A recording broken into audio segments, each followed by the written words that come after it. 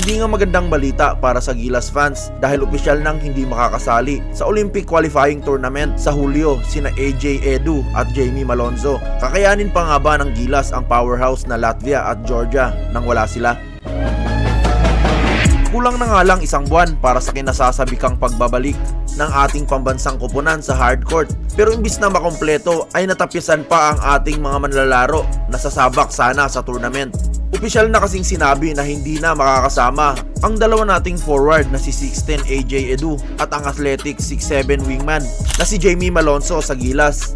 Malaking dagok ito para sa koponan dahil inaasahan na magsisitangkaran ang mga players na ating makakalaban sa Olympic qualifying tournament. Kaya nga malaking tulong sana ang 6'10 na si AJ Edu bilang pambantay sana sa mga NBA players na ito dahil bukod sa matangkad ay solido rin ito sa depensa. Sa katunayan ay siya pa nga ang pinabantay noon ng Gilas sa NBA All-Star na si Karl Anthony Towns. Napuri pa nga ito ni Kat at sinabing pinahirapan daw talaga siya ni AJ Edu sa opensa. Kaya nga pagdating sa kalidad ay subok na talaga itong si AJ Edu bilang stopper ng mga talented na players na ating makakalaban. Pero dahil nga sa injury nito sa tuhod na natamo niya sa Japan ay bigo pa rin itong makarecover ng tama sa oras para sana sa Gilas. Sa kabilang banda naman ay posible nga sanang mabawasan ang problema natin sa pagkawala ni AJ Edu kung pwedeng maglaro itong si Jamie Malonzo. Yun nga lang ay kapareho ng sinapit ni AJ ay tinamaan din ito ng injury sa kanyang paglalaro sa Ginebra nitong kakatapos lang na komperensya. Matinik pa naman itong shooter at bagay na bagay nga sanang small forward dahil bukod sa matangkad ito ay mabilis din siya at mataas pa tumalon.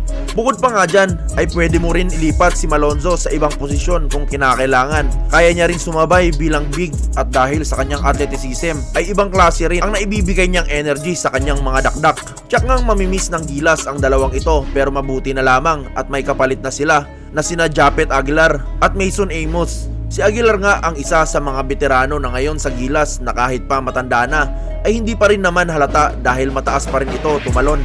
Siya nga ang hahalili sa pwesto ni AJ Edu habang ang bata naman ni Tab Baldwin sa Ateneo at 6'7 na si Amos ang bahala sa posisyon ni Malonzo.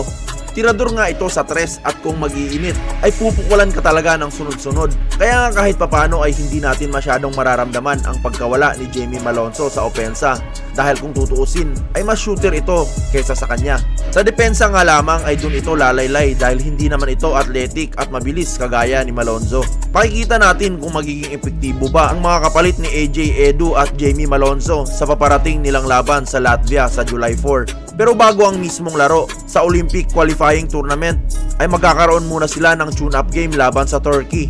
Mangyayari yan sa June 27 at susundan ng game sa 29 laban naman sa Poland. Sa mga larong ito ay makikita kung kakayanin ba ng Gilas ang Latvia at Georgia at kung sakali ay magkaroon ng tsansa na makapasok sa inaasam-asam na Paris Olympics ngayong taon.